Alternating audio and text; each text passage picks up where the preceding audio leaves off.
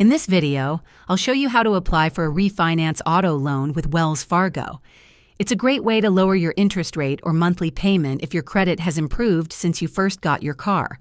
Let's jump right in. Start by gathering the basic info you'll need: your current loan details, vehicle information, income, and your social security number. Now, open a browser and go to wellsfargo.com, then log into your account or start a new session. Look for the Loans section or use the search bar to find Auto Loan Refinance. Click on Apply Now and choose whether you want to apply online or at a branch. Most people do it online for speed. Fill out the application with your personal and financial details. You'll also enter information about your current car loan, including the balance and lender. Wells Fargo will review your application and pull your credit report. This is what they use to decide your new rate and terms. Once approved, you'll get your new offer, including your new interest rate, monthly payment, and loan length.